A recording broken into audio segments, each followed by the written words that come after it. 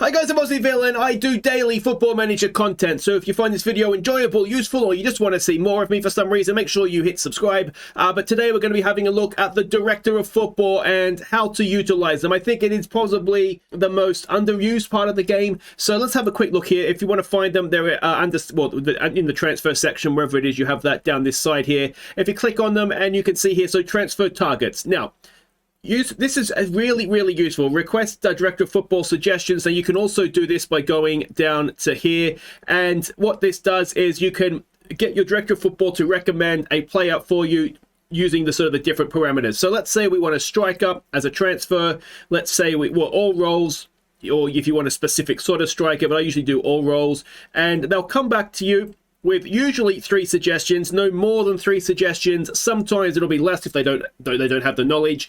And well, you can see here that he's come back with 3 guys.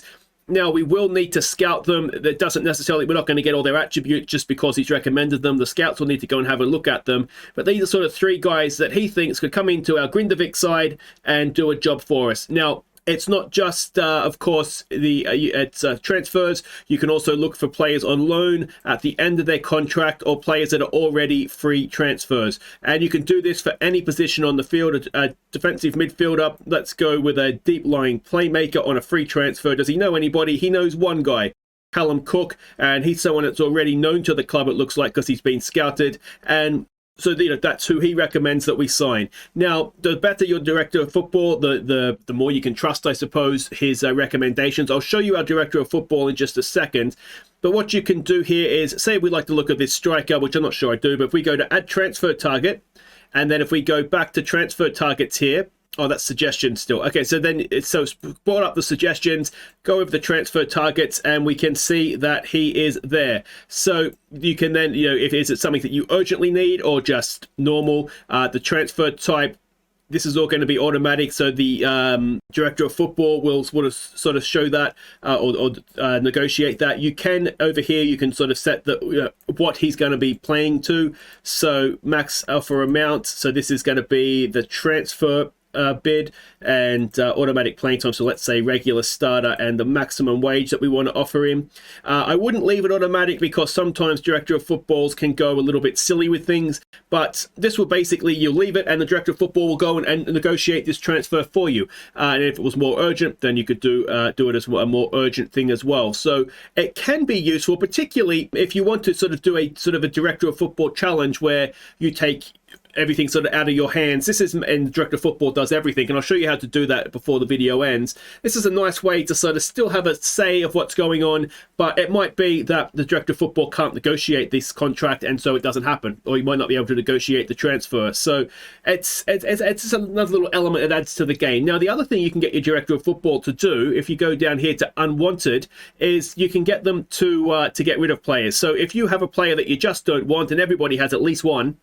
So for the sake of this video, I'll just say good old Half Paulson here, who I have a love-hate relationship with. If you go over the transfer unwanted list, and then you can sort of see here, sell for any price, half value, sell. So we'll go sell for value, and then you can sort of set this up here. So sell for value, the asking price is, so that is sort of the lower end of what it is. Now, if you don't want to do that, if you want to sell for asking price, then you can set the asking price, and the Director of Football again will go and try and get this done for you. Now it does save a little bit of time in just trying to get rid of players you don't want, because there's times that you just don't really care. You just want them to go. So you can see there, he's going to try and sell him for us, and he'll either will or he won't. Hopefully he will, and that will be that. Now, the other thing you may see here is the development list. Now, the development list is not something that I usually do use. I like to develop the players myself, but if you have youngsters that you want to send out on loan, so let's go with our old Triggy Magnuson here. You would go and add into the development list,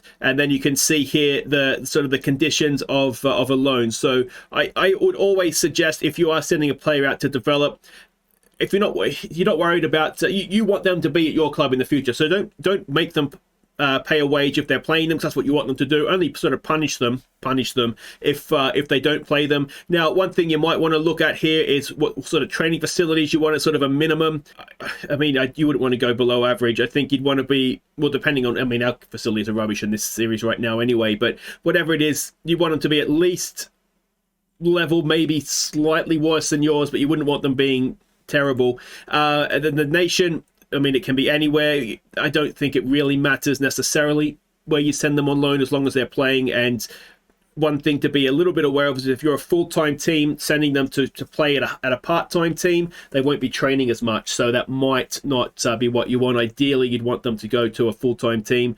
You can see there, and if there's any particular role you want them to play, don't know why we can't click on that just here right now. But anyway, all the other conditions here of the loan, and yeah, you go to the development list, and there it is.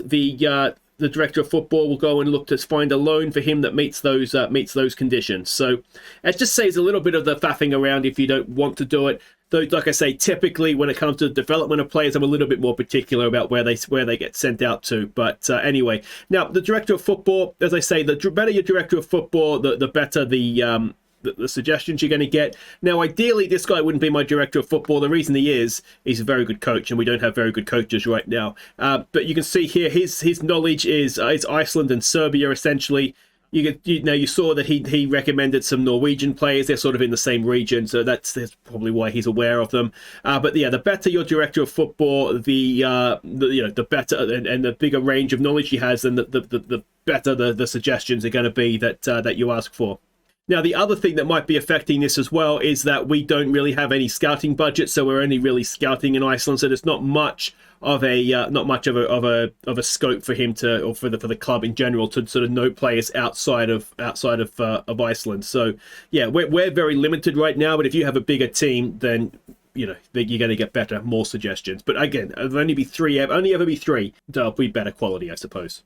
Now, I said I was going to show you if you wanted to do just sort of director of football sort of challenge, so they do everything. It comes to staff, it's under responsibilities here, and the first thing you would do is you'd come to staff, come to recruitment, and you would delegate. Can the director of football do this? Yeah, so you just delegate everything you can to the director of football. You can see their hiring and firing of chief scout. These are all things that I like to do, but if you to make it more challenging for yourself, that's how you do that. You'd also want to go down to scouting, and you would either want the director of football to do it, or you could just let I let the chief scout do it anyway. But pretty much anything that you can assign to the director of football, that's what you'd want to do, and then you would just essentially be the head coach. So finding and signing first team players, contracts, all those sorts of things, everything would be going off to the director of football. And this is just good to know anyway if you are looking to sort of set minimum loan requirements. So when you offer a player out on loan, you can sort of set it here so that this is the default that will get sort of offered out every time. So there we go. Hopefully you found that useful. Director of football, like I say, it can be frustrating, but it can be very useful for you as well. If you have enjoyed this, make sure you hit thumbs up, subscribe if you're new, and if you want more tutorials, there's plenty of them, or you can come and join me with this Grindavik series as we try and win the Champions League with the Icelandic club. Take care.